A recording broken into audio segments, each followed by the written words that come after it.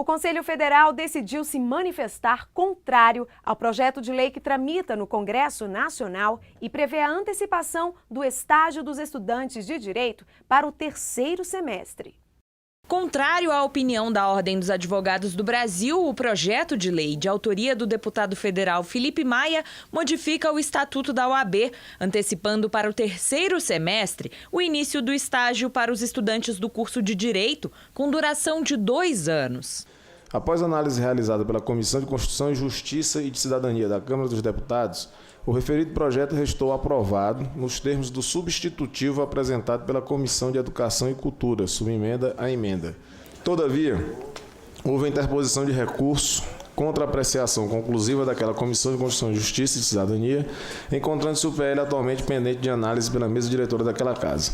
Segundo o relator da matéria no Conselho Federal da OAB, a melhoria da qualidade jurídica só é possível com o conhecimento prévio do estudante e não com a antecipação do estágio. Pois de nada adianta o estudante ter este contato prematuro com a prática sem possuir os conhecimentos teóricos mínimos do curso de graduação. A apresentação da vida jurídica prática antecipada, contudo, expõe e cobra do estudante estagiário conhecimento mínimo de ação, processo e procedimento, básicos para a atividade da advocacia, tanto para que possa realizar com sucesso suas obrigações enquanto estagiário, como para que possa obter do estágio a finalidade que dispõe o Decreto 87.497/82 em seu artigo 2º. Seguindo o entendimento do relator, os conselheiros da OAB rejeitaram o recurso do deputado e se mantiveram favoráveis ao estágio a partir do 5º semestre.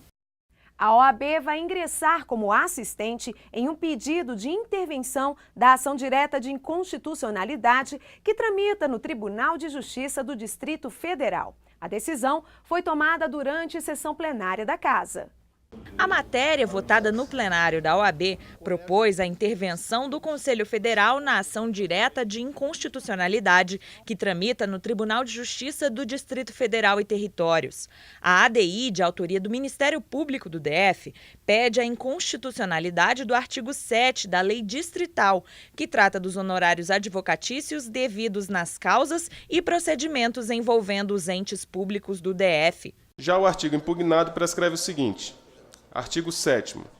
Os honorários advocatícios devidos nas causas e nos procedimentos de que participem o Distrito Federal e as pessoas jurídicas integrantes da administração indireta, inclusive aquelas decorrentes de acordos, constituem verbas de natureza privada, nos termos da Lei Federal nº 8.906 de 94, e destinam-se aos membros integrantes do sistema jurídico do Distrito Federal, respectivamente, sendo repassados na forma disciplinada pela Procuradoria-Geral do Distrito Federal. Em seu voto, o relator sugeriu que a ordem ingresse como assistente na intervenção da ADI, já que, segundo ele, a matéria traz consequências que afetam a advocacia e a OAB. Devidos aos advogados públicos integrantes das carreiras do autodenominado Sistema Jurídico do Distrito Federal, cuja garantia, além do Estatuto da Advocacia, advém da norma local a que se busca impugnar a inconstitucionalidade.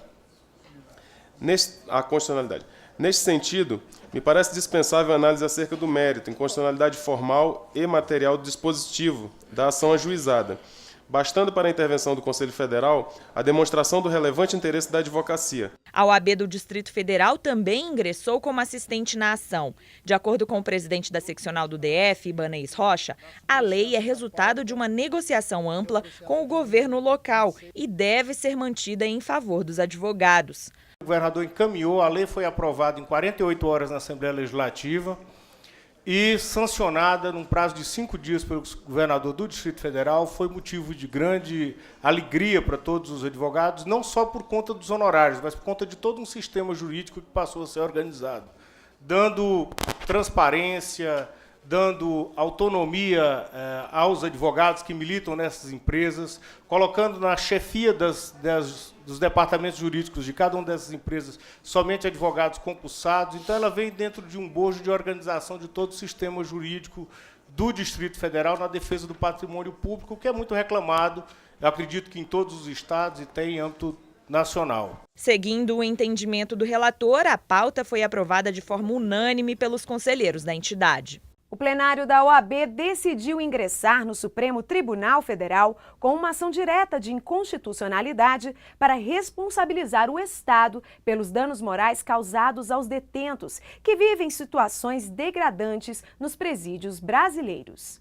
O intuito da ordem é declarar o Estado civilmente responsável pelos danos morais causados aos presos que vivem em condições subhumanas, insalubres, degradantes ou de superlotação. Para a ordem, é preciso que se faça uma interpretação dos artigos 186 e 927 do Código Civil, conforme a Constituição Federal. A Constituição da República, em seu artigo 37, parágrafo 6º, preceitua: as pessoas jurídicas de direito público e as de direito privado, prestadoras de serviços públicos, responderão pelos danos que seus agentes, nessa qualidade, causarem a terceiros, assegurado o direito de regresso contra o responsável nos casos de dolo ou culpa.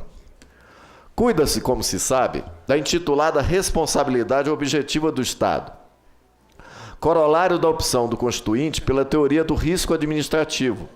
Ora, se a Constituição da República impõe ao Estado o dever maior de reparar danos causados a seus súditos, alicerçado esse dever na simples constatação da conduta do seu agente do nexo de causalidade, é evidente a inadequação do entendimento que exclui, por fundamentos político-administrativos, a obrigatoriedade da reparação, consoante se ver na decisão proferida pelo STJ. Segundo o presidente da ordem, a representação da OAB no Supremo Tribunal Federal é essencial e importante. Esta ação é uma resposta jurídico-política do Conselho Federal da OAB em relação ao que ocorre nos sistemas prisionais do nosso país. Verdadeiros calabouços medievais a que são submetidos os detentos do nosso país, que não cumpre com a finalidade da pena, da ressocialização e da reeducação. É um sistema prisional que torna o ser humano selvagem, que acaba sendo uma escola de criminalidade, acaba, ao invés de contribuir para a diminuição da escalada de violência em nosso país, contribui para a ampliação dos níveis de violência do Brasil, dada a reincidência, o índice de reincidência muito elevado nos sistemas prisionais. Ao criticar a situação dos presídios do país, Marcos Vinícius lembrou que a OAB ingressou junto à Organização dos Estados Americanos com denúncias sobre o sistema carcerário de Pedrinhas, no Maranhão, e também das prisões do Rio Grande do Sul. O preso, ao chegar na penitenciária, ele é distribuído não pela periculosidade do crime, não pelo tipo de regime, mas pelo endereço declarado. O que é que significa o endereço declarado do preso?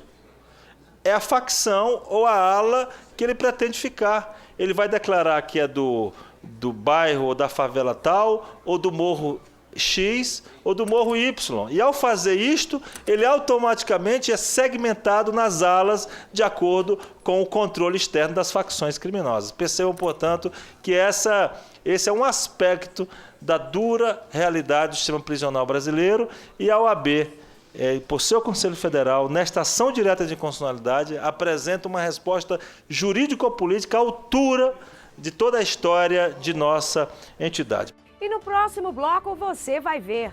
OAB Nacional participa da Conferência Estadual do Estado do Acre. A gente volta já.